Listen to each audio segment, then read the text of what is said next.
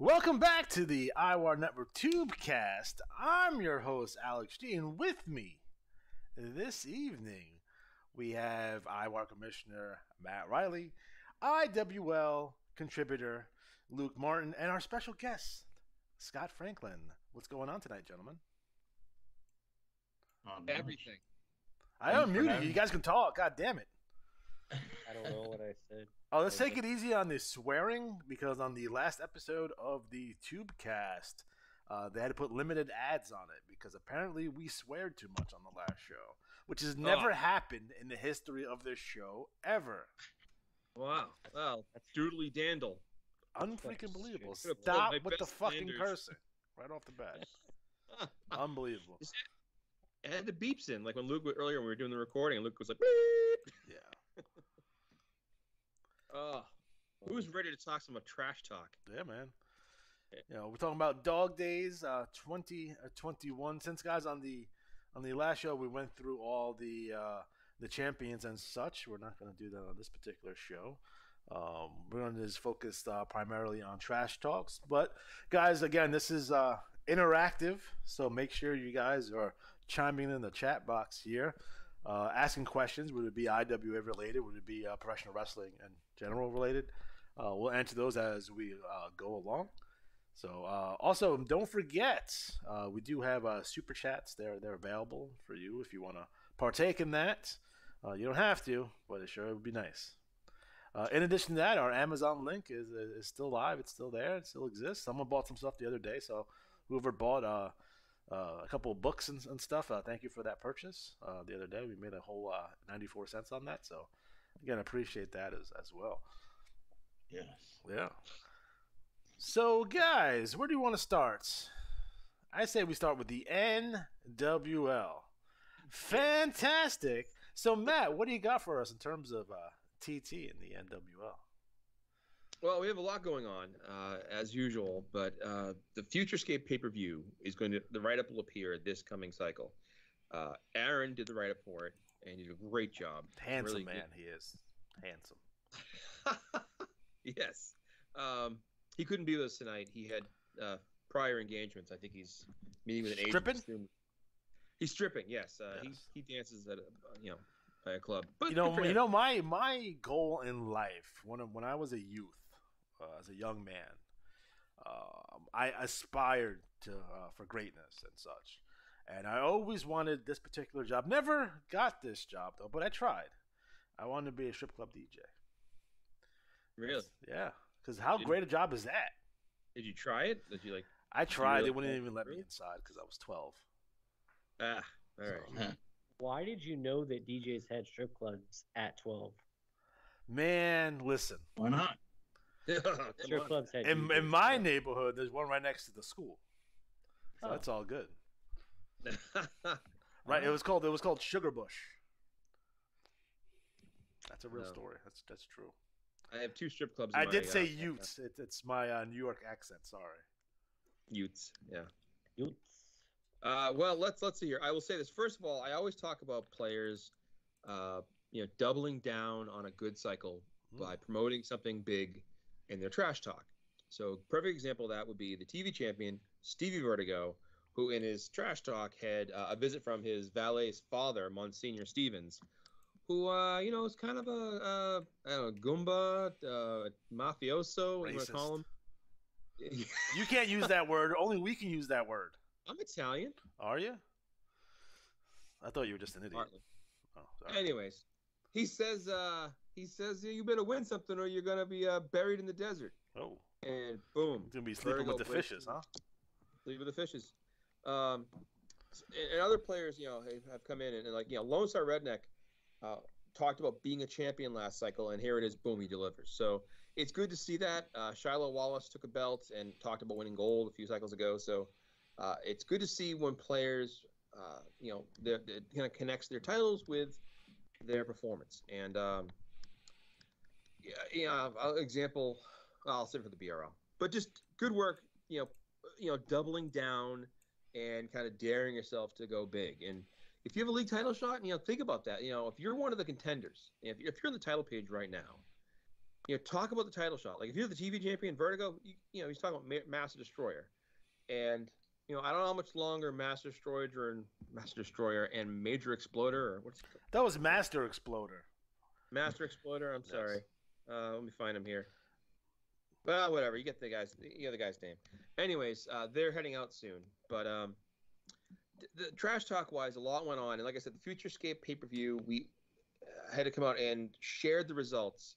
And I've been doing this for about 6 months now. When a pay-per-view gets published, we share the results as soon as we finish the show with the audience, so players can promo and do their TT off of it. And I think it's a better way to make things more timely and fresh. So, it's hard to have things be timely and out of the way when we're waiting every 3 cycles for a new bulletin and new 3 results. weeks, baby. Yeah, so doing that kind of makes it. I've only one player ever complained like, "Oh, well, now I know." Well, sit by your mailbox then. Don't go online. So, on that Awesome. note, Again, you need to get that checked out because I think you have a gastrointestinal problem. I had half a 5-hour energy, so I got 2.5 Did you? hours of energy. Yeah.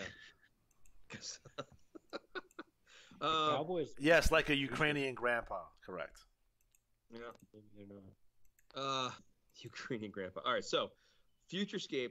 Won't spend so much time on that right now. It's going to be out soon enough. But just remember that a lot of players have talked about a couple of things. One is the Rookie Rumble. That is going to be a thing where everybody who's active and promoing is automatically entered into it. So if you're sitting there, I don't care if your promo is 2 lines long or 2 pages long, you got it, you're in, don't worry about it. The scoring system's a little different from before, but it's a lot more people have chances to win. And another note for some of the promos people talked about, I want to thank everyone who's paid attention to storylines and recognize that the Teamster is filling in as the interim commissioner, but Dick Jackson, who was destroyed by Colossus, is still healing, but is coming back at some point. So I appreciate players who like little details like that. So getting into the trash talk. So leading off, the Hebrew Hammer, Lance Horowitz, who I have to apologize to. He sent me his stuff, and apparently the last line got cut off. It didn't quite make it all the way through. So his promo, he talks about heading into Futurescape and having a shot at the Hardcore Championship, and he has a Donnybrook. It's post Battle Royal, so the Battle Royal is going on, and Dan D pulls him aside to talk about his performance there, with his father in a wheelchair at the match. And I love the fact that he always brings back Barry Horowitz as his father and uses it as a launching point for some of his better lines. And I love the fact he incorporated the word Donnybrook. That made me laugh. Because you don't hear that word very much, and I think I mentioned before. A friend and I used to take time and come up with all the slang that Gorilla Monsoon and Bobby Heenan put together. So the line that was missing was the end of it. He's in a Donnybrook with Colonel Doom, and Barry Horowitz from his wheelchair has found an object and is hitting Colonel Doom. He's hitting him in his wheelchair, and he's hitting him with this object. Let me finish here. So, come on, computer, behave. Behave. Alex, get me a new computer, will you? No. It's not my fault that your computer is a potato. It is potato. You're literally using a Commodore 64. Yes, VIC 128, baby. All right, so he's trying to be fancy and shit. I love that he's hitting Colonel Doom with this object in his wheelchair, and in the background, alluding to what's coming, is Nivik Largo staring on. Is Nivik Largo spelled backwards for something? What was that? Nivik Largo. Is that backwards for something? Well, Kevin is backwards, but Oh, real quick, Matt. When is the Rookie Rumble? It starts this coming cycle, and it goes 3 cycles, so it goes quick. But again, the winners, the finalists for the Rumble will be over the 3 cycles. Whoever has the highest individual score, and they will face the wrestler with the highest average over those 3 cycles. So it gives you 2 chances to be in the finals. If it comes down to multiple players being tied for the top score, we will go to our whopping tiebreaker, which is, of course, money won in the Battle Royal. There you go. So, all right, so let off with that. Then we have U.S. Mail, who has introduced a scarf that he claims was sent to him by Grady family aunt Betsy, claiming she put her womanly scent all over it and sent it to him, and that he. I have visions of Bertha Faye in my head right now. so, that feud with Rhett Grady is still building, and Lone Star Redneck, of course, he had the altercation last cycle at the rest stop. So that's still building, and he's actually U.S. Mail is almost due to graduate, so that's coming to a close. So some players have asked about, like, do we have any kind of like ceremony, or it's however you want to handle it. If you want to have a thing where you write, an exit, everyone takes a whooping on somebody. I wrote the greatest exit in NWL history. You know that, right? That was Luther's, right? That was Luther's. Only to be. The second closest one was Mike Mason's exit. Remember, like, Luther had to come back as commissioner too, and that was dope. Yeah. Basically, what happened was Luther gets beat up by the entire NWO roster, and then they put him in the back of a short yellow bus, and then someone crashes into the short yellow bus, and you see him running down Willowick in Willowick, Ohio, with no clothes on, trying to escape the NWL. So one of the things. It's a good way to exit, and it's memorable. So think about that when you decide to leave the NWL. Mike Dynasty cut a few promos this cycle, and the first of which was him shopping for a hammer, a special hammer that I can't say on the show, or we'll get in trouble with the censors. But it rhymes with country, and this special country hammer is used to make fun of Rhett Grady. And what I enjoy about it is it's a long setup for a punchline, but it works, and it's helping to establish, just as Lance Horowitz started his promo from the side of the arena aisle, kind of like matches still going on in the background. It sets the atmosphere and kind of puts you in that moment. Similarly, it opens up with Mike Dynasty at a store shopping, so it's not what you'd expect from a normal promo. And I think what's important about it too is, we often think about the promos that stick out in our minds. When Shawn Michaels turned on Mari Jannetty, it was the barbershop window, right? Yep. Would it have had the same effect if it was back with Mean Gene and he just kicked him in the head? No. Not saying it wouldn't have been a shocking turn, but it sets. So what's a more shocking turn to you? Marty Jannetty and Shawn Michaels, or Barry Windham and Lex Luger? I will say this: for me, it was Barry Windham and Lex Luger, one of my favorite turns of all time. Because I missed 2 weeks of wrestling, so I didn't know there was foreshadowing that was kind of given away. So I watched it completely blind, not knowing what was happening to kind of build up to it. Because Barry was kind of walking off and upset with him, which I don't agree with that stuff, by the way. I don't think you should foreshadow. Like, if someone has had enough and snaps, like when J.J. Dillon comes out and says, "I told you wouldn't be there. I told you wouldn't be there," because Luger kept being able to tag out, or Barry couldn't tag out to Luger. Right. It helped build them up, and you understood as a person, like, yeah, you're pissed off. It's like being at work and that same dude who always screws up is screwed up again. God damn it, So, yeah, right. So yeah, I enjoy turns, and we'll talk about that later. But we go from Mike Dynasty, we go into Whoop Ass Incorporated, or Whoop A $. And I enjoy that Mick Ferrari writes a good face promo. And I've talked about this before, and how being a face in today's IWA, or even in wrestling, is not what it used to be in a lot of ways. If a guy comes out and he's like wearing a shiny velveteen blue windbreaker, and he's clapping his hands, and he's like, runs around the ring slapping high fives, and he's like, "Yeah, let me tell you something, fans. I'm here to rock and roll." People would boo him out of the building, unless he was like making an ironic type thing. But I just feel that in the game, so many people write heelish promos, and we'll talk about that later on when I get to some of the other promos here. I have a question too. I'd like to ask the audience, and you can chime in your comments in the chat, or you can chime in if you're listening to this after the show. Chime in in the comment section and tell us, who you thought had the most memorable promo. Who was the best babyface? Who was the best heel? Share that with us as I'm doing this now, so we can kind of hear your reactions to it. So, getting back to it. You talking about in general or in the game? In the game, in the NWL. Just want to clarify that. I'm sorry, yeah. As we go through the leagues, let us know whose promo stood out to you. What was like, oh man, this is awesome, or boy, I really enjoyed this writing. Because it helps us too. The IWAR popular hated list is kind of like the top 3, essentially, promos or some of the top guys, and we just kind of wing it. So we'd like to make it more substantial, and I just don't want to sit together and go, oh, let's put together a poll every month. It's just, this is more informal, so feel free to chime in and give us, what your thoughts are. We like to make this engaging, so. That's the name of the game, is engagement. Yes. So next we go, I'm sorry, I had the wrong one here. Whoop-Ass Incorporated. There it is. Okay, so we got a Necessary Evil, which is Gonna Get Scott.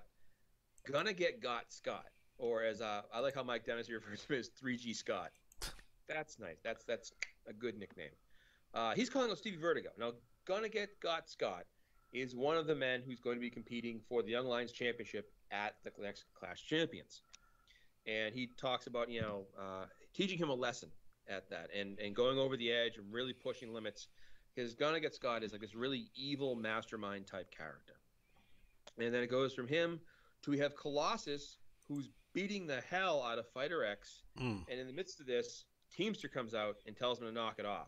Cut the crap out. Colossus, yeah, and Colossus, actually stops pummeling Fighter X, and kind of walks to the back. And there's this question: what's going on? Is something deeper? And it's like and I will say this: I want to thank Scott for writing this, because. One of the things we've established is that teams have shown that if you pummel the commissioner, he's going to take away your title shots and risk your involvement in some of the activities. Because honestly, as a commissioner, you don't have many ways to reprimand a player. The only thing you can really do is kind of either exclude them from an event or threaten to do so. So, I'm not doing that as a malicious thing. It's more storyline to keep this going. Because what I don't want to have happen is I don't want people going out of their way to attack the commissioner every month, and it gets kind of old. Whereas I played off it with what he did to Dick Jackson, put Jackson in the hospital, and then built off of that, and that's helped create this current storyline. The third member of Evil, Chief Logan, has a beef with Mike Dynasty, and it's getting very, very personal. Mike Dynasty comes back later on in this particular pay-per-view, this bulletin, and talks about Chief Logan in not so nice ways, and there's something terrible about it. I'll talk about that later. But Chief Logan is kind of a pull notes punches, says it as it is, anti-hero in a sense, because he's fighting somebody evil, but he's not necessarily a nice guy himself. I feel like we see a lot of it these days, like the John Wick movies. I always feel like he was an assassin. He killed people. You killed his dog, so I get it. He gets to kill people, but come on, man. Big props to Honor Revolt, and that's 3 wrestlers. No Limits Nick Dane, sorry. I'm going to say this wrong, but Lionheart, Lachlan Kincaid, I hope I got that right. There it is. And Warpath Wolf Keenan. And what I enjoy about these promos, they're big, they're bold, very, you can tell the characters, playing up. But each of them, while kind of calling out the commissioner and Steve Vertigo about wanting a title shot and establishing that they want to be involved in things, gives a quick little bio, and kind of the tones, a certain style of writing, as far as physically seeing it, that you can read, which I really appreciate. It's easy to read. The font's not too small or too blurry. Hooray! And I also like that. Warpath Wolf Keenan, who is an American Indian, calls out Chief Logan for his evil use of the spirits, and that there's a better way, and again kind of laying out the groundwork for a potential feud there, which is great, because oftentimes people say well, if I'm feuding with wrestler A, and I put all my eggs in that basket, okay, but if you have multiple feuds going on, you can have you can do different things, because let's say, for example, if you're in a feud with wrestler A, but wrestler A is in the title match, well, they're not free to be in your vendetta match, your grudge match. So if you have a second or a third storyline, well, there's something you can take care of and build off that. Let's see here. Let's go. The Industry, Rod Camino, Dave the Decision, and Waz. Rick Rude, the Sandman, and Bam Bam Bigelow are the avatars. Fun finding those images in the computer system. So what I enjoy about these promos is the dialogue is really strong and well written in a sense of it flows like a natural conversation. And I know in wrestling it can be hard because some people cut promos, and especially if you're watching WWE, that a lot of the promos are so stunted and stilted and just awful. You can tell it's somebody else writing for them, And the characters all come through very well in the way this is said, and I like the fact that they play off other things. Like one point Dave mentions what happened to Teamster. If you're listening, like throwing out hints, talking about other wrestlers, like things that they did, like U.S. Mail and his beef with other people. So it really works well to help show that you're paying attention to other storylines. And behind the scenes, I emailed several members of the NWL roster to let them know that there is a bigger arc coming up, and I wanted to get them involved. And I've never done this before, so this will be a first time seeing how this works out. But hopefully, it'll play out right. But it's doubly hard because on the one hand, I want to get people involved, but on the other, I don't want to spoil the surprises. So hopefully, when we get to this next step in the process, it'll roll out right. Any questions from the audience, Alex? We have a couple of comments. Jeff says, "I beg all NWL TT writers, please put a heading on your TT. The ones that run together are brutal." And he's giving he would be happy to make one for them if they want to. Just hit him up in the chat. I would also like to say, Jeff, that's my gimmick, so please don't steal my gimmick. And also, I agree wholeheartedly with him, but I will say that the NWL is doing much, much better when it comes to this. I would say there's only really about one page that kind of runs together. Everything else is clearly marked and distinct. I would say that they probably do better in the senior leagues when it comes to this specific issue, because I can clearly see that there's the Grady family and there's Whoop-Ass Incorporated, and even there's a little picture of Colonel Doom, and they've been doing really, really well with this. And you should if you don't know how to do this, you're not computer savvy, you have a computer like Matt Riley's, and you need something done. If Jeff's willing to do it, I would definitely reach out to him and say, "Hey, man, just make me a simple heading. You can email it to you. Just copy and paste it. Perfect. Just get it done." Yeah, totally. I will jump on that and say that, I did like the quick whip up for Mike Dynasty's little, blue and white on black. But that was like I did in like 5 minutes. Hey, Matt, quick question about the history of the IWA. Yeah. Back in the day when people used to send in handwritten TT, did they scan the paper, or did they type it in? What's funny is at first they used to type it in, and then when they had the ability to scan it, they would scan it in. Oof. And it was brutal. Brutal, because if you think it's bad, when they would transcribe what they were sent. Yeah. It was, boy, I tell you, there's about, I will tell you, honestly, I'm not going to lie. I have some terrible handwriting. I like chicken scratch.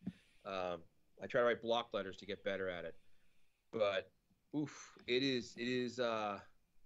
was a tough time. And there was actually a time in IWA's history back in the, I think it was early 90s, where they actually limited people to 100 words per promo.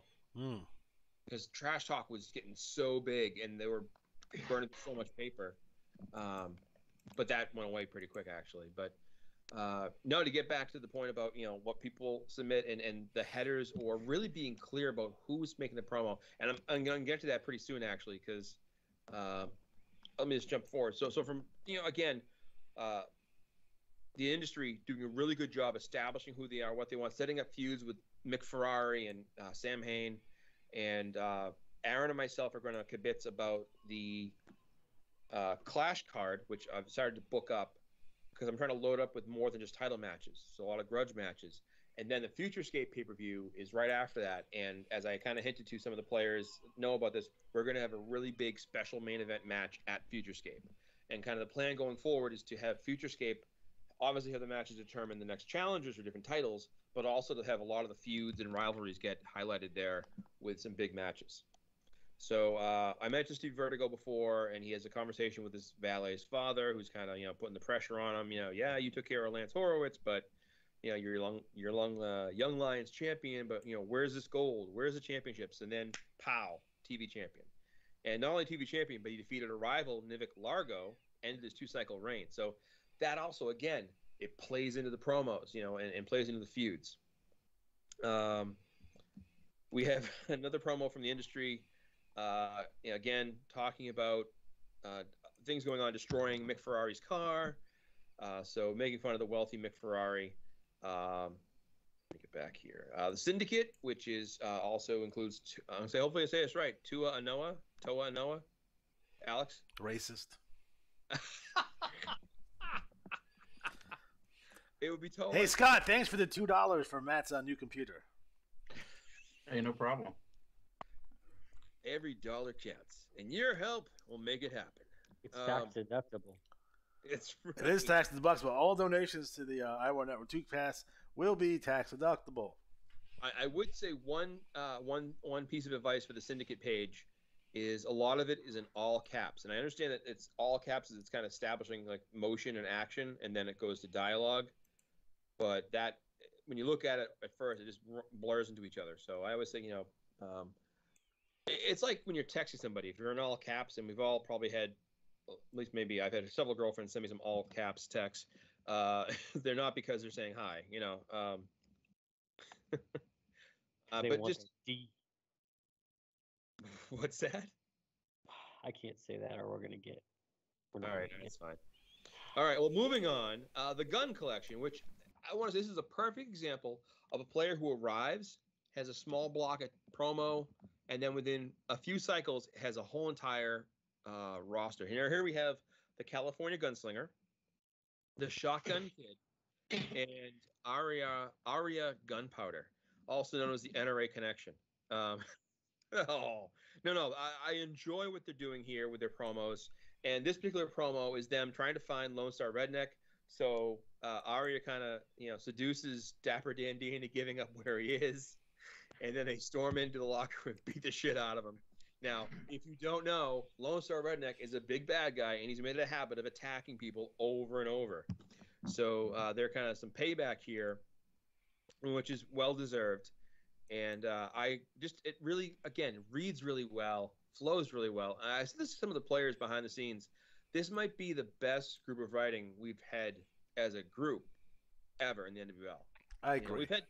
We've had times where we had like Neo Dragon, fantastic promo, but like there wasn't always like I always feel bad when there's like one player who's just like an A+ writer, and then a lot of players who are like maybe C's, and you can just tell like they can't keep up. And I always say it's good actually as a writer, engage in feuds with other people of similar skills, and so you build and grow and grow. And what you've seen with the California Gunfighter, that group's gone from one wrestler who kind of cool established thing to growing and growing and growing, and where we are now with 3 different characters. So well done. There's also a great poster, Dead by Sunset, starring Kid Gunther, Aria Gunther, and I love it's like their real last names used for the poster. Has a nice touch. Just as a fan of film. And again, I love how much I love that because I do the same shit. No, it's like I love that. Like, if Luther Alexander was in a movie and it said like Lawrence Alexander. Oh, I know. All right, so then we have another promo here, and this is Mike Dynasty coming back again to this time cut a promo, and he's in a forest, and not really sure what's going on. And I don't want to give too much away, but essentially the bottleneck of it is that he has shown up at a burial ground for Chief Logan's tribe, and he proceeds to urinate on it as sending a message. And it's funny because, behind the scenes we were talking about, it's like, is this going too far? I'm like, no, man. If you're a bad guy and you're staying in character, I mean, hell, remember when Big Show's father got drug out of the graveyard By the big boss man? Big Boss Man, yeah. Like, that was ridiculous. It was evil. It was horrible. I mean, it was also funny, but it was within character. So I always say that, go for it. Give us something to talk about. So do you think Triple H and Katie Vick, that was in character? I will say, I don't think it was. I didn't get Triple H as a necrophiliac, but he's gonna. No, it was Triple H having sex with a doll that he was pretending to be, because he was pretending to be Kane at the time because he had the mask on. So he got a lot of heat for that, but I was like, that's not that bad. It's not like Vince going into the church bed. That was bad. I stopped watching wrestling at that point. Yeah, like I was done. I haven't watched Raw on a regular basis since about that time frame. What is Vince? Yes, I do remember when Boss Man ate Al Snow's dog. Yeah, that's right. What is it? He went into a church? He went into a church. He went into a church because he was going to do Shawn Michaels. It was going to be Shane and Vince versus Shawn Michaels and God. Yeah. Oh, yeah.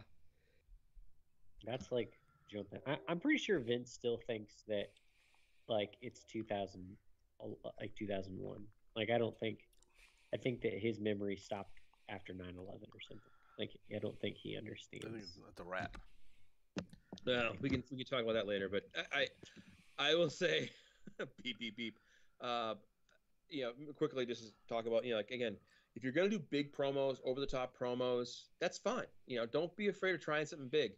And I also want to say, just so people know this too, if you have a problem with something we're doing on our end, you can let us know. Like, if you think like, we're not doing enough to, like, hey, I feel like I did a really big thing. I didn't Communication is key. Yeah. Oh yeah. And we're gonna, we're gonna adjust as we go and try to make things work. We're not gonna talk bad about you behind your back. No, I can't guarantee that. Well, Alex will. Yes, most likely. But anyways, getting back, Genco. Like the jeans? Genco. Oh. Like Jellico? Remember that company, Jellico? They made video games and couches. It was weird. Genco, the pants people? No, Genco was the pants people. Jellico made, I believe it was the Super Brawl video game. And they were also a couch company. They made couches and Super Brawl. That's weird. That is a weird combination. Oh. Well, hey, it works. Diversified your bonds, bitches. Okay.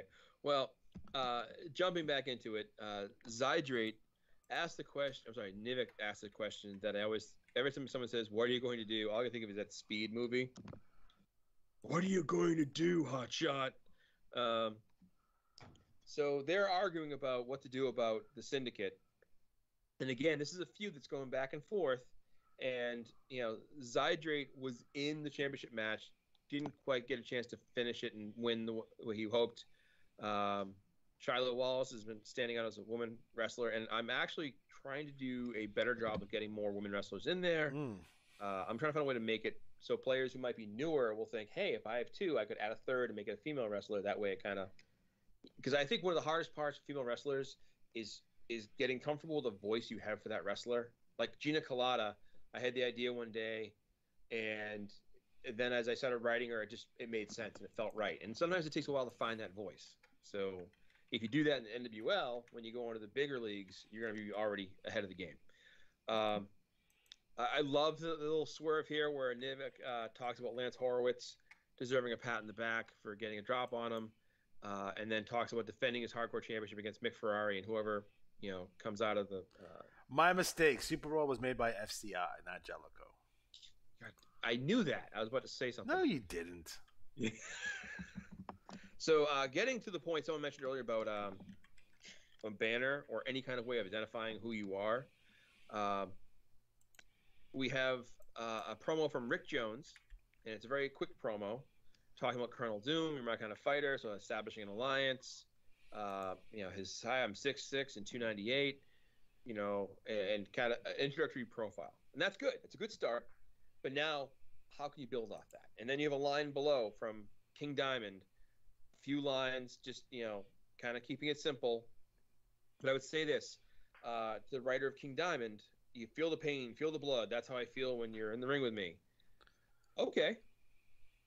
Now what? Like how do I, as a player, respond to that?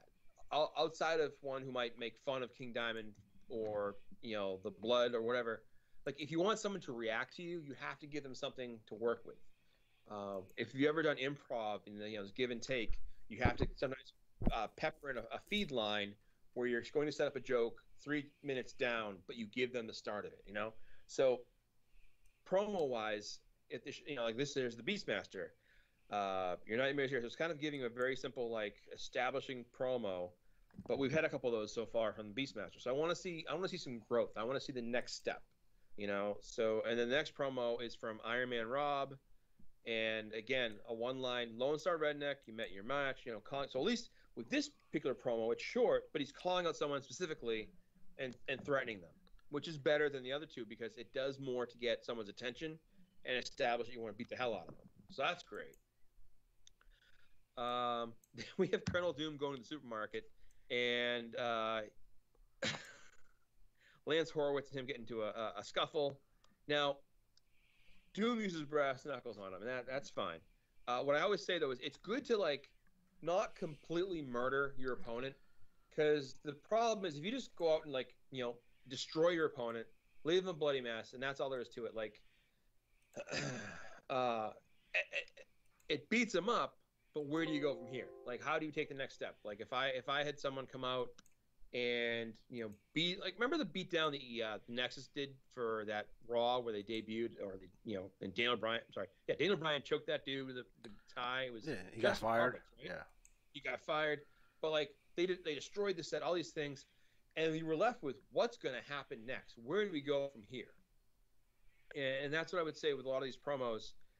Is are you establishing what happens next, or as a reader, what do I want to see happens next? So then we have Lone Star Redneck showing up, talking about the Lethal Lottery and his tagging up with Double R Rob Ratliff, and wanting that tag title shot against the White Claw Outlaws. Again, I mentioned in the last show how much of a success the Lethal Lottery was, and the final was a 1-point final, which was a heartbreaker for one team. But again, a good promo talking about his match in the Willow Classic against U.S. Mail. So, really well done. A short paragraph, but a lot happened in there. So that's good work. We have Colonel Doom talking about the Rookie Rumble. Colonel Doom talking about the championship. And I mentioned before, like when you double down, in the cycle before, he talked about he was going to destroy anyone in his path to win the league championship. And what did he do? Won the league championship. There it is. There it is, and it's good. I think put yourself out there, and don't be afraid. If you have a bad cycle or if you lose a big match, like that can help motivate. And I lose them all the time. Yeah, Luther Alexander sucks. Never wins. Never ever wins. Except that Wrestle of the Year, but whatever. He did. Not good. So I will talk about too is we have here El Jefe. Cutting a promo, making fun of Veruca Salt, and then Rhett Grady, and talking about his the Montezuma and his bloodline. So again, establishing. But I would love to see El Jefe have a picture and kind of more of an establishing shot. I like it a lot. And then we have another promo from Mike Dynasty, and this time he's talking about. Monday Night Malarkey, which he sent me a message. What do you call the TV show for NWL? And I was like, I should have asked you, Alex. What did you just have a name for it? I did. It was the main event, by the way. Oh, well, there it is. That's the name all of the right, show. well, now it was temporarily called Monday Night Malarkey, which I like that. He talks about his big surprise of announcing his joining the SOS Society of Salvation, which until that promo, I never knew what SOS stood for. The stable SOS. I thought it was Slonge of Skyrim, but I guess not. Oh, that could be as well. We have a promo from Fighter X where he talks with an old buddy of his, kind of rival, Scar Kirill. How would you say that? Kyrill. Dude, Kirill? I read at a third grade level. All right, well, we'll skip that. Just to say that Fighter X has a big match against Stevie Vertigo, non-title match, where $25,000 is on the line. And poor Fighter X doesn't have a lot of money thrown around. No. But what I like about this is it also puts the Young Lions champion in a match at the pay-per-view where he's not defending it. So it keeps him in the mix. So we're going to get better at booking these cards. So feel free to offer suggestions for matches. There's Whoop-Ass Incorporated, Mick Ferrari and Sam Hain, talking about their rivalry with the industry and the decision and building off of each other's promos. Trying to get matches. I love when people say like, "Hey, Teamster, set up this match against so and so," and that gives us fuel for a Futurescape matchup or a Clash matchup. Because if you're not in the title match, we want to give you something to be in that at least has your interest. They talk about the Syndicate and call out the Samoan Assassin and Toa Anoa-ish. And talks about being in the NWO Hall of Fame someday or NWO Wrestler of the Year. So, establishing things. We have, let's stop for a second and see if any questions out there, Alex. We do not. I think you put them to sleep. I do what I can. There you go. I'm channeling my inner QT Marshall. There it is. There it is. There's a lot of TT in this league. Jesus. I know. We're almost done. That's why you go to IWL next. I wanted that. We have Aunt Betsy. Hey, listen, it's tough. Aunt Betsy and Rhett and Roe, his brother Sheepdog Rogue ready debut, and they talk about people trying to mess with the family farm ranch, I guess, the animals, and talks about wanting to take down Stevie Vertigo and Mike Dynasty in the semifinals of the Louisville Classic. So Rhett's got a lot going on. He's also got beef with U.S. Mail. So he likes to do a thing where he shoots a bow and arrow into the pictures of his opponents that he hates. Oh. So last time it was Mike Dynasty. This time it was U.S. Mail. So again, I talked about him being a babyface, modern day babyface. I will say this though: the last page of the last promo, gas, grass, or ass, nobody rides for free.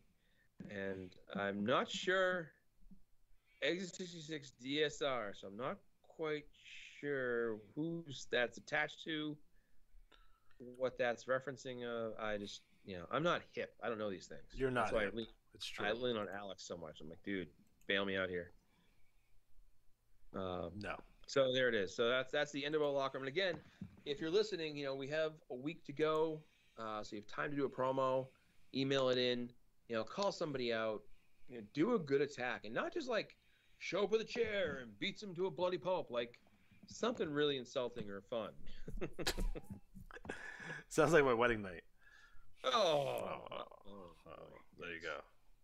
There you go. All right. Fantastic. Next up, IWL. So, Luke, you want to take the IWL? I guess I'm not really here for any other reason. So there it is. Back to the TT. Hold on. Are we still on the NWL? Because I fell asleep like 10, 20 minutes. You dick. So. Well, I will say my partner who I was going to lean on for the promos, he's indisposed this evening. He's stripping. All right. Just a gigolo. Sorry. Are we supposed to talk about the IWL? We are. Okay. All right, sweet. That's what I'm hoping. All right, so okay, cool. So they actually published Revolution Extreme TT this cycle. Hey. We doubled that up too. I'm gonna make sure I get my stuff seen. I like that. That's important. It is. So Luke they had the big debut of the Brooklyn Queens Express. That's why I had to do it. You just fucking ruined it. That was my big reveal. Oh, sorry. Wow. Oh, there goes. You know what? You ruin my reveal. I ruin your monetization. How about that? Oh, fuck. All right. I really need those 30 cents. All right. So obviously, as someone decided to reveal, Brooklyn's Queens Express have debuted, and that's pretty exciting. Che Guevara is currently he's out of wrestling along with Soul Train Jones. Yeah. So Mr. Revolution had to go get somebody. So he got the Brooklyn Queens Express, who both were convicted of treason. Treason, yes. That's pretty notable. He did want the Ghetto Master Jr. and Crazy Carl, but he couldn't find them. He didn't look up Phantom Striker. I mean, he knows where Phantom Striker is at, right? Somewhere in the BRL, from what I understand. Oh, I thought he was behind a church somewhere. But yeah. So is Luther still involved with Tracy Lords? Is that how she got this movie? Yes. Nice. Yes. Good for her. Good for her. So let's see. My head hurts. You didn't answer the question. Is Ricky Warrior dead? Is Ricky? Oh, you want me to answer that question? Yeah. I don't know if Ricky Warrior's dead. I mean, wait, if no one reads the TT other than us, so I mean, I think they can make their own, their own choices about what happened to Ricky Warrior and what didn't. And how ugly is Spider Williams? I mean, he's an acquired taste. Yeah. Like escargot. You ever had escargot? Escargot? You seem like an escargot man. What? Scott, I know if you've eaten snails before. You put some hot sauce on it. It's all good. He fell asleep Scott's too. Dead. He's dead. He died. He went away.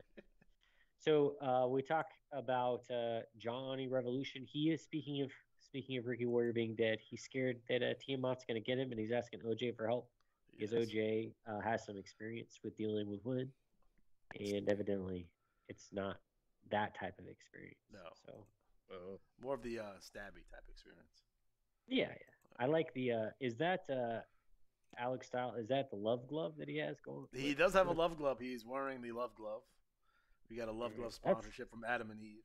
By the way, that was good. It's a huge sponsorship. Also, I didn't realize how much PTSD I had from the Brian Pillman Gold Dust Terry Runnels angle until I saw Dixon. Like I had buried that deep down, like in my young, and then now I'm like, wow, that was super traumatic and really wrong. Like, that was the beginning of the Attitude Era. Brian Pillman, didn't give a heck about it. Dixon Ticonderoga is a ladies' man. I'll never forget that. He is. The ladies He love shows it all the time. Sure does. He pays. He likes the chicks that dig Ovaltine. Yeah. Well, he pays him to go, not to stay, right? So we have the Dream Ollie Atari. I mean, he's really hurting the Dream Ollie Atari. Feelings and everything. He's had a struggle. If you read his TT, he's really looking for somebody. Alex J. Styles has had his number this entire time, and Alex J. Styles he's on a good trajectory. He's having a Neo Dragon-esque rise. Luther knows how to pick him. Sure does. So, and the poor Ollie Atari just seems to be the foil for everybody's rise to power. So, Stepping stone, he is. Stepping stone. The journeyman. All right. Smells like curry. Senior Lucha's final ride is continuing on, and he's going to face what's his nuts? John Satterfield, the Firebird. The Firebird. The Firebird. And so that'll be neat, but it's his first title defense. So we'll see how long this ride lasts. My dad had a 1986 Firebird. It was pretty good. Firebird? Did you have the Firebird on the Yeah, hood? it did. It sure as fuck did. Sure as fuck did. Yeah. And it appears that Senior Lucha has forgiven Neo Dragon. So that's good for him. He's a sweet old man. And then the Von Snaps have arrived, which is a big deal. I mean, there was 1 month where for some reason their TT got published in the IWL bulletin, but they weren't actually in the IWL. But not winners, not winners. They're here. They're here to take on the regulators and the Empire of Chaos. That might be the final of the MSG Tag League. That would be exciting. It would be. Big deal. They're dropping names like Graham Underwood and Kennedy Cage. Wow. So, you may want to pick those up. Yeah, Captain Drunk and Wasted, Von Bruiser. All right. And then we got Joe Boring, who's going to take on the aforementioned Alexander J. Styles. Joe Boring evidently the king of the IWAR. He's never going to be dethroned. But Can't beat Alex him. J. Styles. Alex J. Styles will be definitely a test ask. He's on a roll. So we'll see what happens. We got Barry Stevens doing whatever Barry Stevens do. He's still the champion of the BBL. Is that right, Matt? UVU, yes. He's still UVU champion. That's the BBL, right? For those of us that okay. Big booty league. Yeah, I really love when they just whatever. I guess the New Japan has the IWGP, but whatever. But yeah, Barry Stevens is just he's here. He's got to take a pencil. He's definitely Got a title match coming up. Yeah, who's his title match against? He has a tag team title match. Take a pencil. Yeah. Take a pencil versus the Three Birds. All I'm saying is that Barry Stevens is definitely a third wheel in a two-man team. So I don't know why but Dixon Ticonderoga he's clinging on to the success of young Dixon. So Sure, yeah. You know what I'm saying? All right. So Black Arrow Vengeance, Nas X, Black is back. And they're talking about Von Snaps. Yeah.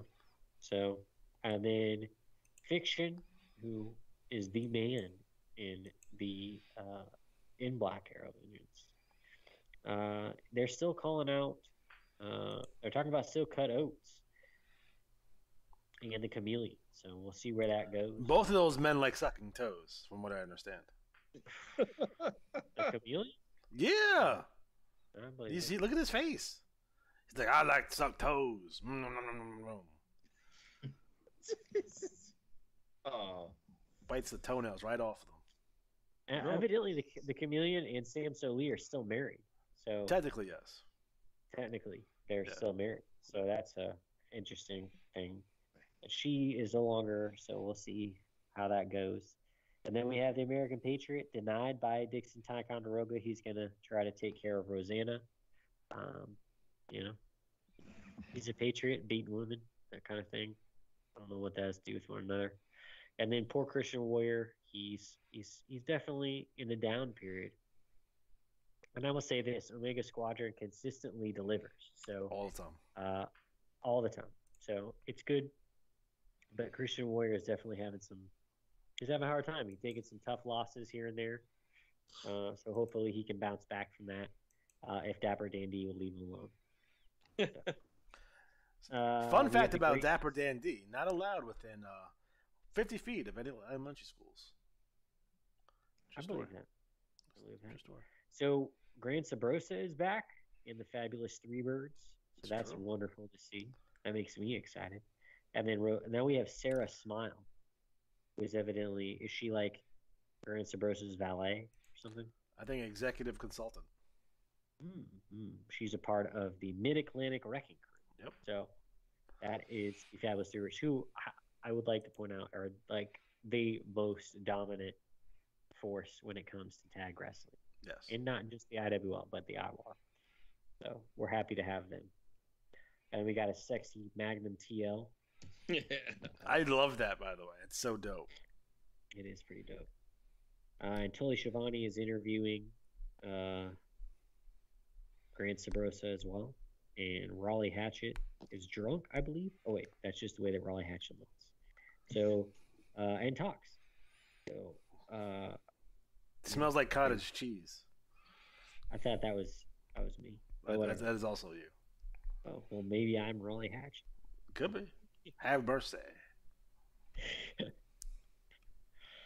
my God. All right. Logan Kane still around. He just talks about everybody. Just picks on everybody.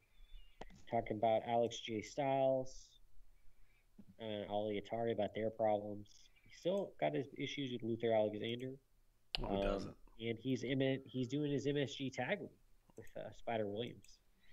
So, Steel Cut Oats is also in the MSG tag league. So that'll be interesting with the Chameleon. Steel Cut Oats. There's a lot of talk about Steel Cut Oats, but I don't think we've seen him too much. So we'll see what happens in the coming months. But he is definitely an up-and-comer. Disembowlers are still looking to make a splash here in the IWL. Yeah, they got whacked out the first round of the MSG too. Shocker.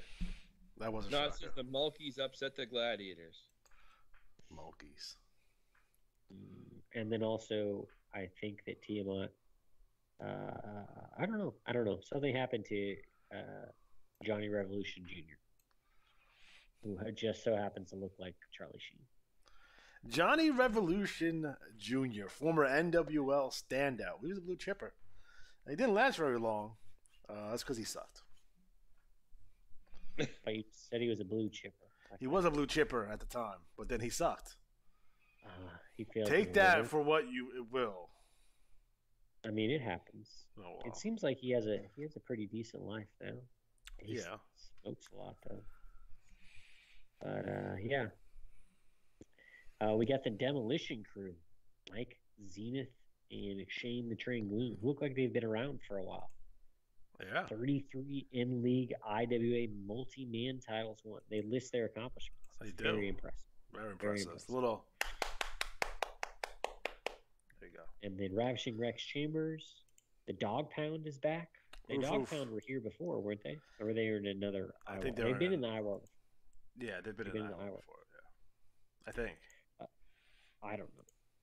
And then Big Money. So yeah, welcome to everybody. Demolition Crew, Ravishing Rex Chambers, Dog Pound, and Graham Stimbridge. That'll be good. Those are all good additions. We'll see how all that pans out. And then we have Spider Williams.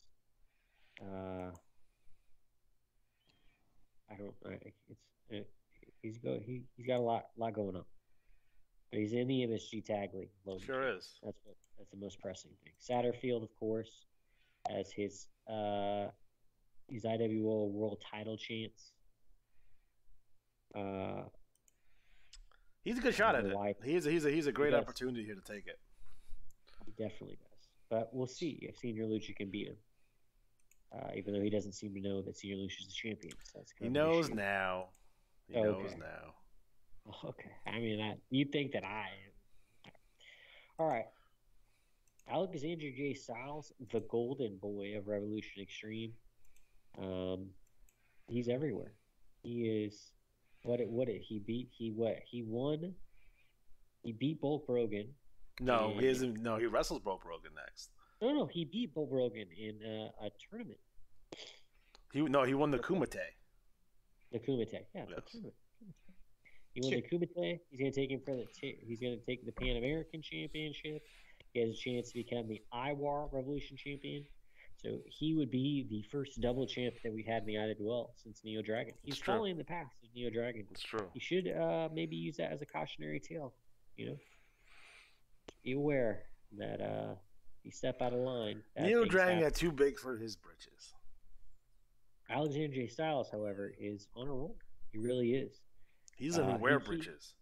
He beat Bulk Brogan in the King of the Ring tournament as well. That's what he beat him in, not the Kumite. Or maybe he beat him in the Kumite too. And he's going to be in the Lethal Lottery with Jack Ferdinand, if you weren't aware. And then finally, last but certainly not least, is Dixon Ticonderoga, motivating TT. Might be the best TT of the cycle in the IWL. Hands down.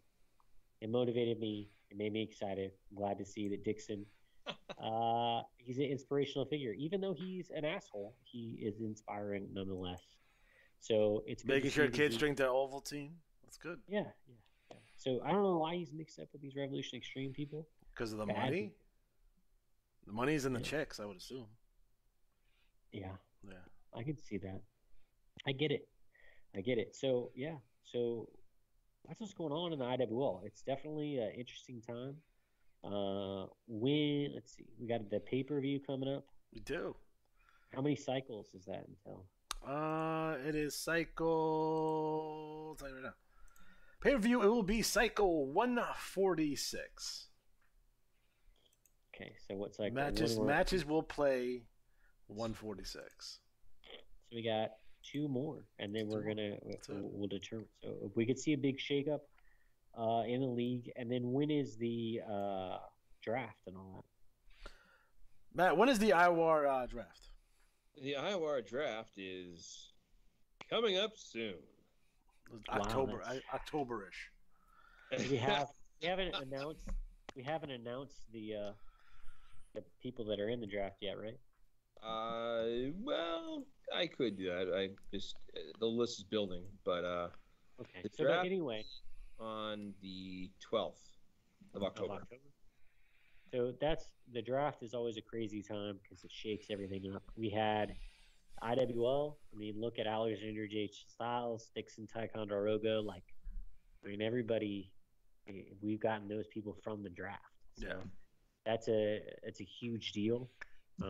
Draft picks always shake things up, and now that we only have 2 leagues you drafted into, I think that's going to make a huge difference.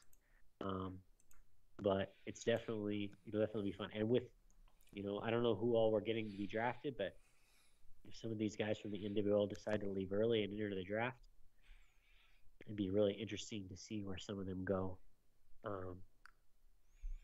If they decide to leave early, because I mean, a lot of these guys are. I don't know about their strategy side, but on the TT side, they're killing it. That's for sure. To move up, to move into a different league. So, I mean, not everybody likes it when they have to go into a league because it's more difficult as far as IWL, especially the BRL. But it is what it is. So, you can't stay in the NWL forever. People have tried. They certainly have tried. But yeah, I would say that I'm really excited for the draft this year, and we definitely use a big shakeup across the IWAR. So that'll be exciting. But yeah, the IWL, we're really prepping. This will be, and it's not just for the NWL. If you're in the IWL, you can get put into the draft. If you're in the BRL, you can get put into the draft. If you're IWA at large. We have drafted people from non-IWAR leagues as well once they entered into the draft. So just keep that in mind. Another thing for the draft to think about is that in every year there's a contest from the draft for scoring. The last 3 years, the IWL has won the draft. Like, has had someone win the draft. Bulk Brogan, Velociraptor, Grand Sabrosa. Before that, it was the CWL 2 times, Ricky Kyle and Fingers Fairlane. The BRL has never had someone win the draft. Yeah. Because they don't win any championships. That makes it difficult, yes. Because you have like money-driven Mike Sebastian who takes them all. I know, Mike Frank Snow beats the snot out of them. Sweeping up all that gold. I can talk about who's in the draft. You want me to name the names? Sure. All right. I wanted to name names. As it currently stands, they include Akuma, who is a new wrestler, Prophet, Zydrate. Now, Zydrate, I'll say this so people know. Certain wrestlers are going as a package deal. So, like, you're getting the player. So, Zydrate, Nivek Largo, Charlotte Wallace, Jinko are one package. Okay. All right. Fighter X, individual wrestler, individual pick. Free Quebec, trio from BRL. Mike Dynasty, Demolition Crew. Playboy Mick Ferrari. Too Hot, Frankie Scott, a new wrestler. The Total Package, U.S. Mail. Hebrew Hammer, Lance Horowitz. The Industry, Rod Camino, Dave the Decision, and Waz.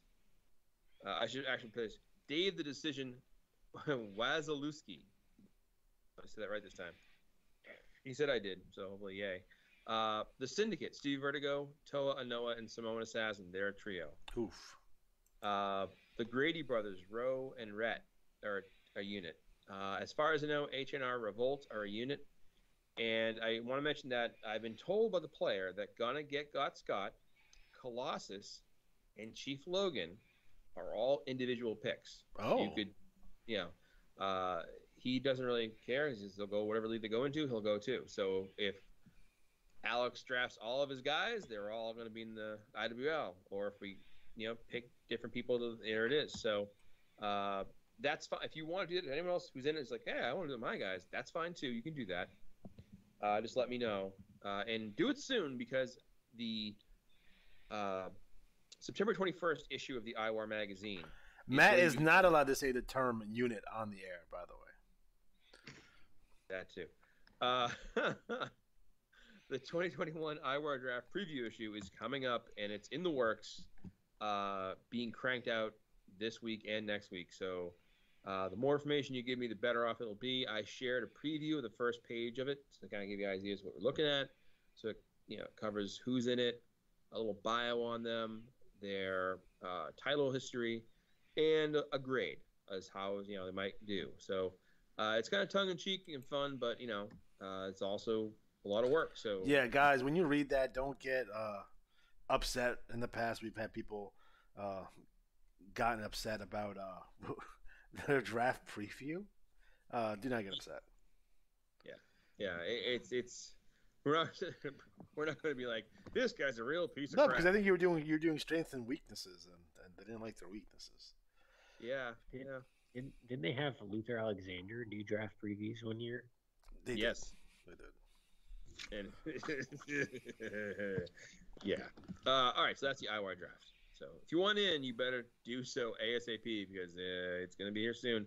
And I swear every year someone emails me the day before like, yo, man, I think I want to be in the draft. Yeah, don't do that. No. Don't do that. Before we move on to the BRL, does anyone have any questions? Scott, do you have anything to add? Not at this moment. Okay. Well, I have a question for Scott. This is sort of a meta question, as the kids say. I have no clue who Frankie Scott is. No, not that. Okay. Now that the Lethal Lottery is completed, and it was your brainchild, how do you feel about it, looking back from the process of putting it together, happening, and all that? What did you think of it? Overall, I thought it was pretty good. Being in the hospital with COVID took away from a lot I wanted to do, but next year will be even better. Yeah, and we are looking for a sixth man. So, yes. Or is that, as the young kids say now, trios? The young kids. Yeah, I mentioned before on one of our previous shows that was an event that a player came to us and said, hey, I have this idea. And the Lethal Lottery was a damn cool thing back when it happened, and it was a damn cool thing when we did it. So hopefully we'll pull it off again next year. And on a similar vein, the King of the Ring, we made an event that's full of NWL alumni. And we'll do it again next year. And it was a way to kind of get people who, former allies or rivals can kind of re-spark some things. And, of course, Alexander J. Styles won King of the Ring. And I don't know if you saw or not, but I posted in one of the chat rooms the ring that I sent him, an actual championship ring that I sent him for winning King of the Ring. Right out of the Cracker Jack box. Yeah, right out of TrophyDepot.com. So there it is. So you want the BRL now? It is time for the BRL. Cycle number 572. Yep. There it is. All right. Well, as a lot of you know that listening, that if you're in the BRL, there's a lot going on. So a little housekeeping issue. There's a group that is moving out of the league, Dynasty, and not all of them. A lot of them are going, but not all of them. Flash Jack Ferdinand and his mannequins are staying. Hooray. But they're moving out. And I want to bring this up because some players have said to me, like, the BRL is tough. It is hard, and there's a lot going on. So it's hard to stand out at times, and there's a lot of space for room and to grow and move on to different feuds. A lot of players in there, a lot of different characters. So, I would just say that if you, want an honest assessment from any of us, like, hey, I'm thinking of going here or there, I always feel like, you want to win. No, don't get me wrong. You want to win titles. You want to be competitive. It's hard in the BRL and the IWL too. The IWL is also hard when you're pulling a 497 and blanking. That's a hard thing. It happens every so often. It doesn't happen all the time. But we all can't pull 501s like Larry. So I would just say, focus on the trash talk, get in some feuds, and get engaged, and have fun with it. But don't be afraid to say like, hey, I'm thinking about some other leagues, and look around. There's other great leagues out there. Outside the IWAR, of course. Right. There's a lot of good leagues, and there's also some not so great leagues. So take a look around with those free PDFs, see what's out there, and go to one you like. So leading off our trash talk, I won't get as deep drilled down as I did in the NWL, but I'm gonna sneeze any minute now. I can feel it. Jax McAllister and Sheldon Stewart have been feuding most of the year, and of course, Autumn Anarchy is coming out and has shaken the rafters and the fans. So coming out of pay-per-views and setting up the next one, which is the main event, we're going to do some shaking up of the roster because with a number of people who are going to be in pay-per-views matchups leaving, we're going to replace some other players. And what we're trying to do really is get people who are promoing into all of our different title scenes. So there's something drawing you in there for as far as a draw. Tyler Dresden is slowly going insane and still dealing with his clown phobia. Hate clown seems to be on his mind, and it was kind of setting up this feud with Dynasty. Now that's going to be out the door, so that'll be a change of pace. So again, this part of the IWA is that things can happen where you go from having a lot going on to all of a sudden who you're feuding with is gone. Let's see. We have some words from Gina Colada, the women's global champion. She's looking to say, who she thinks will come out of the women's contender match. So she's got her eye on that, and she's going to keep herself belching and burping, that's what she does. Monster Truck Tanaka still attacking the White Claw Outlaws, but who's paying him to do so? The book club has a shocking moment now at the Autumn Anarchy review. Harlem Hamilton was arrested by the police and dragged off. And now, I think Luke fell down the stairs, by the way. Did Luke fall down the stairs? Is that what happened?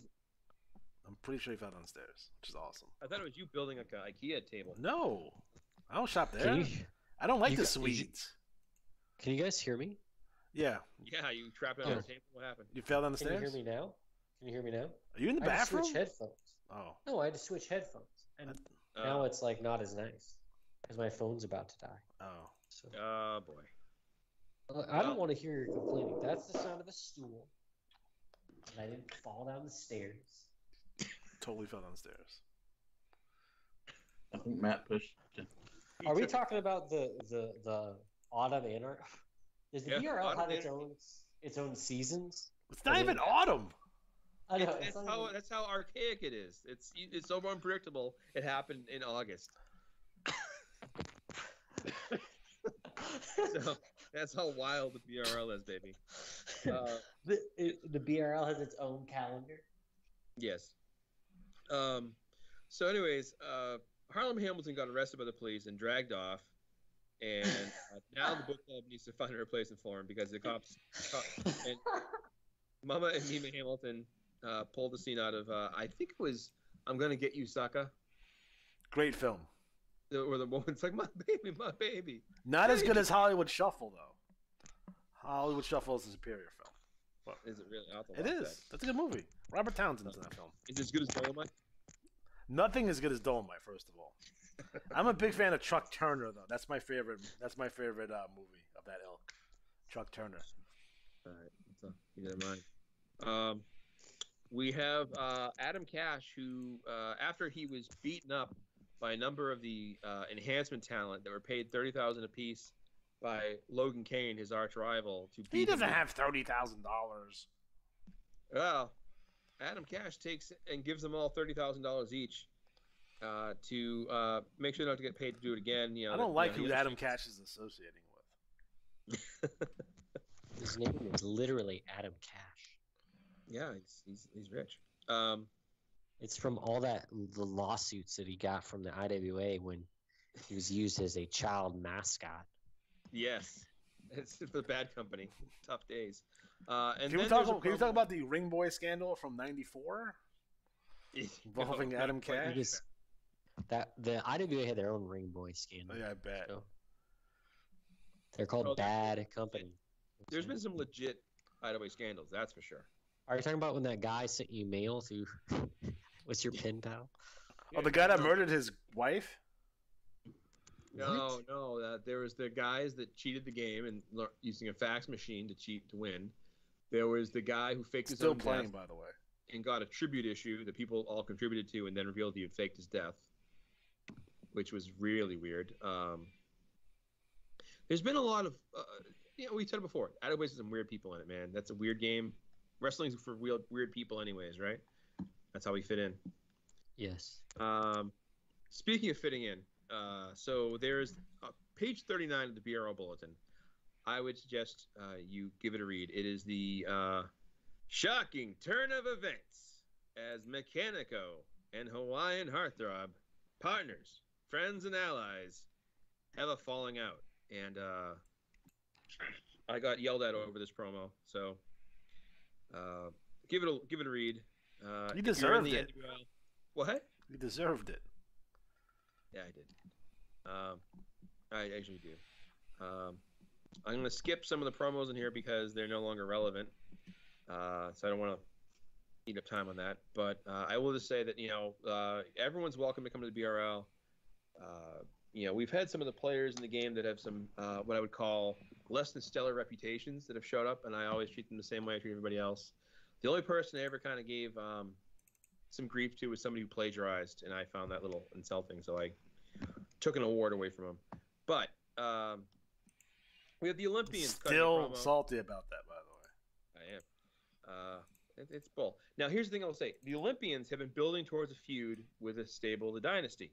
Well, now they're moving on. So now it's a matter of, will they go and focus on Flashy Jack and the Mannequins? I hope so, because it was moving in the right direction. And they kind of had a side story going, so hopefully the side story becomes a primary story. So, again, I would say it's good to have multiple feuds. Summer nights, cutting promos and talking up about, Ripley strokes or something like that. I like any different strokes references are always good to me, especially Arnold in the Bicycle Shop. Yes, greatest episode of all time. That and Mr. Belvedere, where the kid's friend got AIDS. That was a good episode, also. I always very special episode.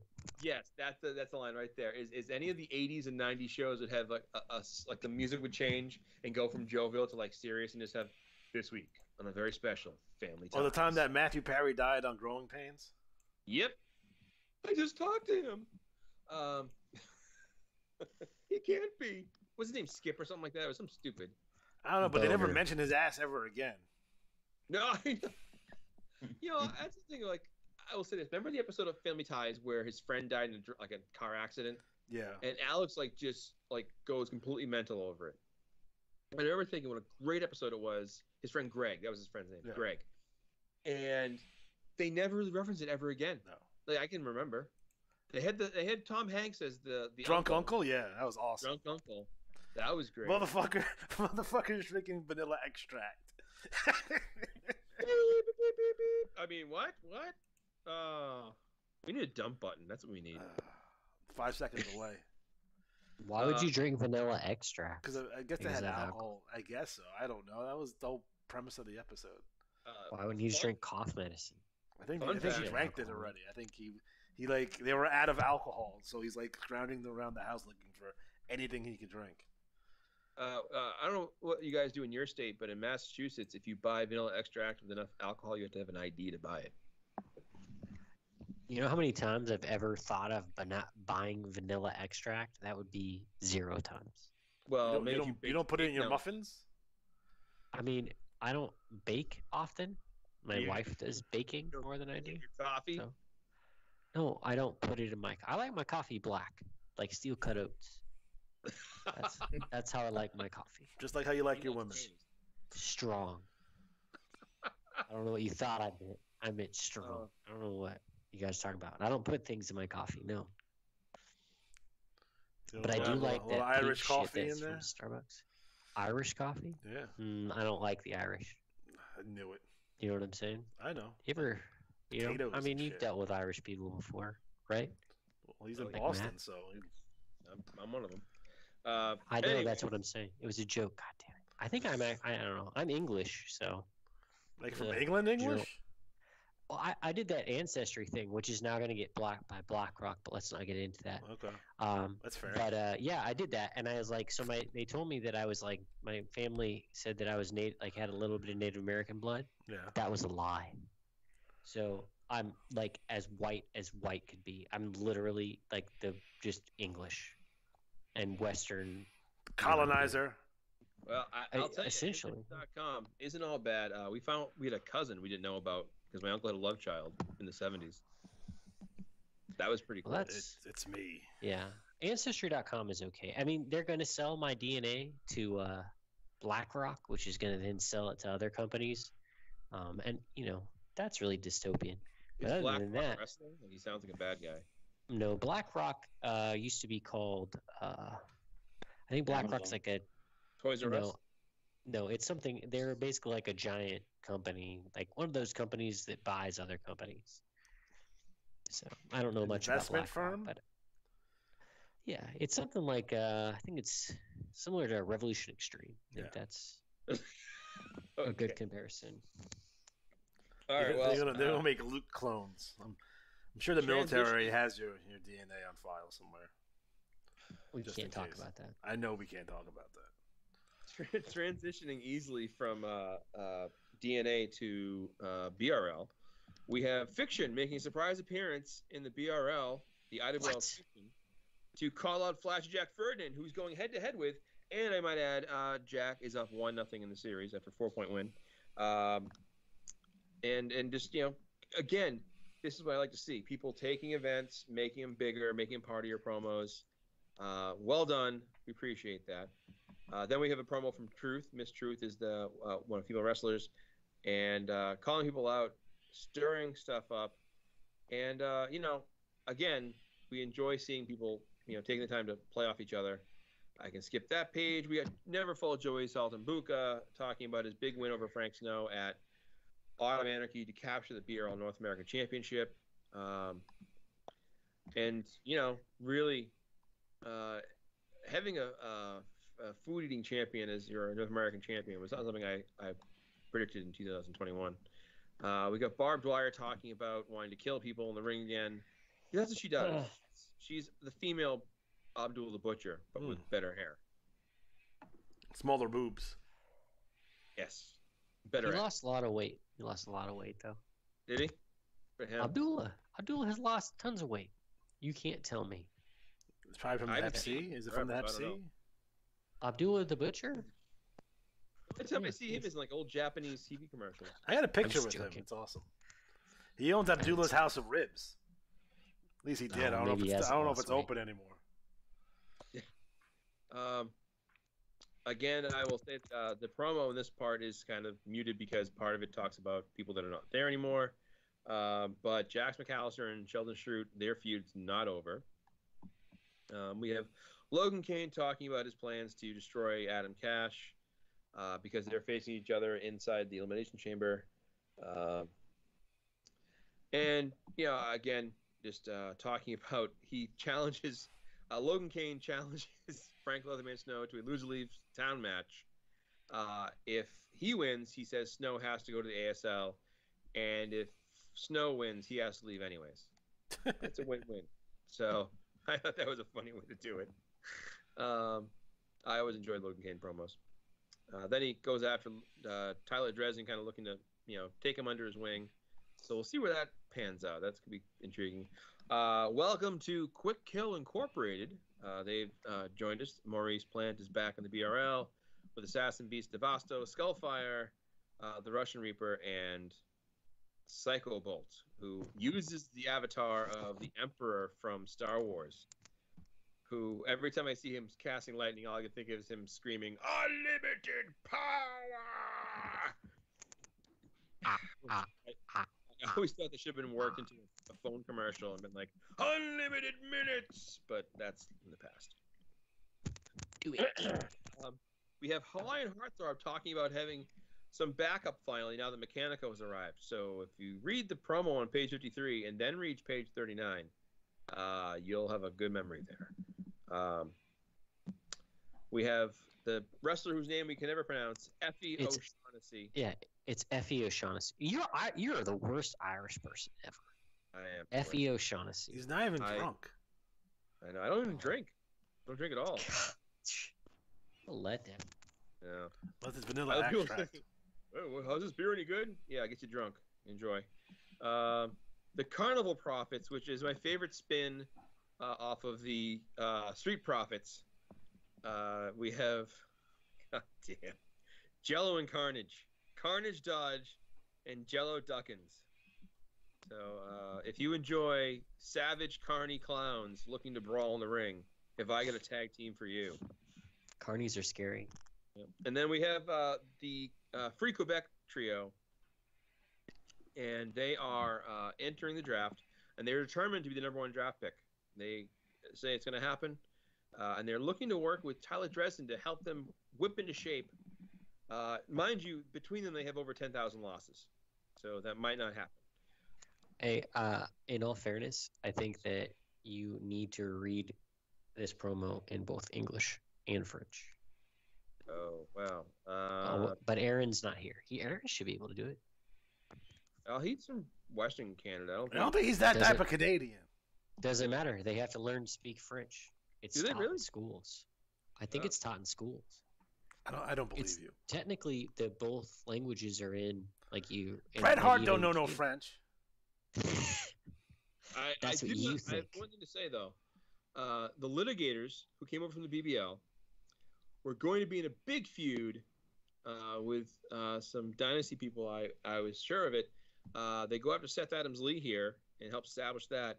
I wonder if the jinxie way that Jeremy's guys always seem to get people run out of the league in the IWL has come over to the BRL now.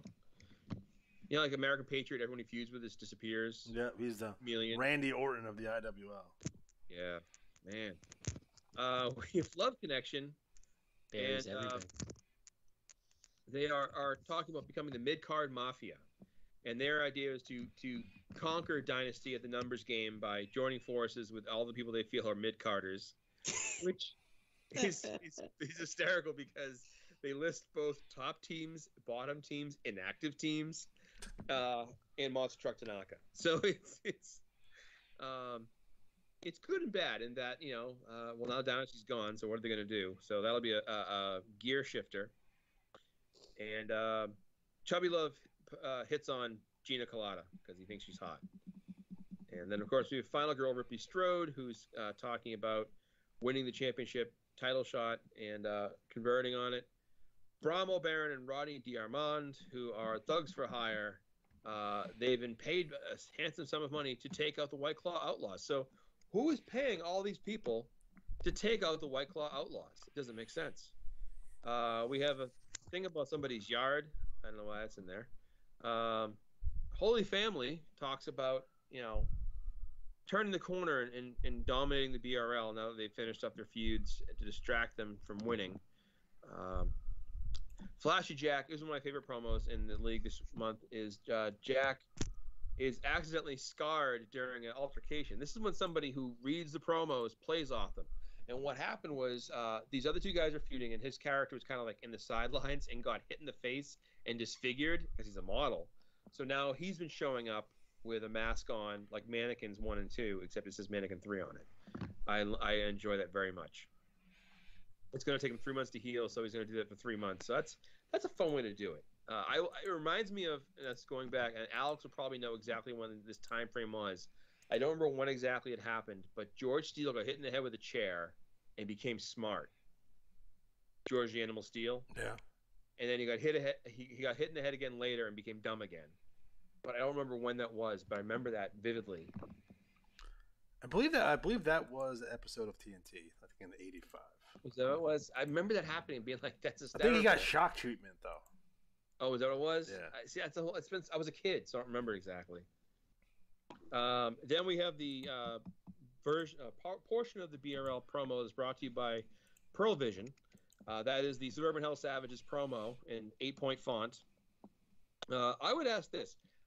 In the future, just go 2 pages. It's okay. We won't mind. You can write good stuff. Just, for the love of God, make it easy on our eyes. And we had some really big happenings at Autumn Anarchy, and in a nutshell, Suburban Hell Savages now hold both the Global Championship, the Global Tag Team Championship, and the Global Six-Man Championship. So their fans are happy. LePage Turner and the book club are miserable. A lot of people are angry about it, but that's one of the things that happen when players go inactive and we have a kind of windfall effect. The White Claw Outlaws talk about getting beat up by Monster Truck Tanaka, who threw salt in their eyes. They call him Taco Truck Tanaka, which I enjoyed very much. Because in Tonka Truck Tanaka, because Monster Truck Tanaka is one of my most simple characters ever. He's just about beating people up. And, you know, that's it. No frills. White Claw Outlaws will be facing the tag team of Flashy Jack Ferdinand and Alexander J. Styles. I just blanked on Alexander Styles. So I should actually get those guys in touch with each other, because if they can flow their strats, they'll be facing the IWA Tag Team Champions. They just won the tag championships this cycle, too. Who's this? So the White Claw Outlaws, Mike and Derek. You stole my thunder. Yeah, I know, right? It's I was about to ask about that. Yes. So I got to get those guys together. I'm going to note to myself. Jack, Alex, email. Do you want to talk about that, Scott? About what? Me stealing your thunder. Oh. No, I was just going to make it a breaking news that they won the IWA tag titles, but you stole my thunder. Oh, sorry. Well. Now, if the two gentlemen who won the Lethal Lottery cannot get together, there are 2 guys waiting in the wings to take that spot back. So yes. And that would be Dixon and Tatanka, which I said first. That's so right.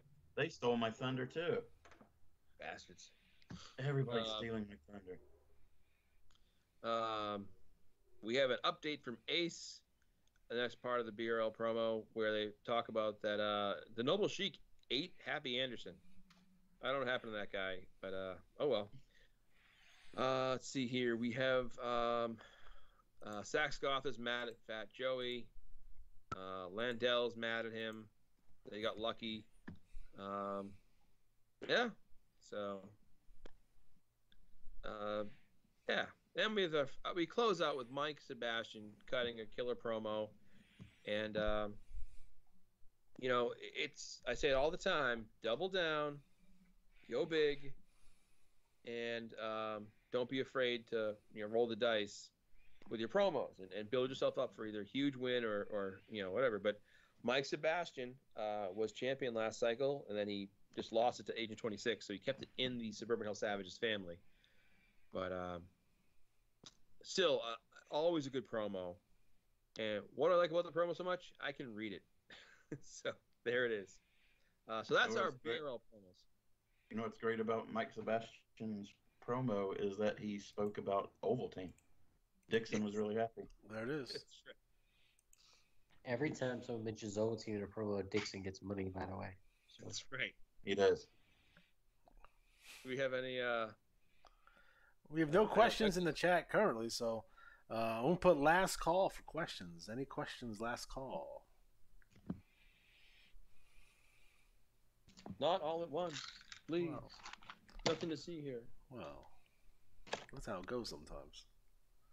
Well. All right. That is that. Well, the deadline is looming, fellas. So, get your promos in, your matches in.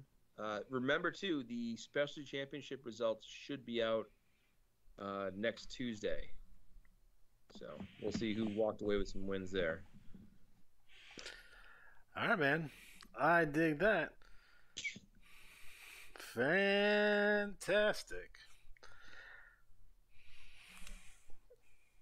All right, guys. So we are officially out of time. So for Matt Riley, for Luke Martin, for Scott Franklin, I'm Alex G. Have a good night.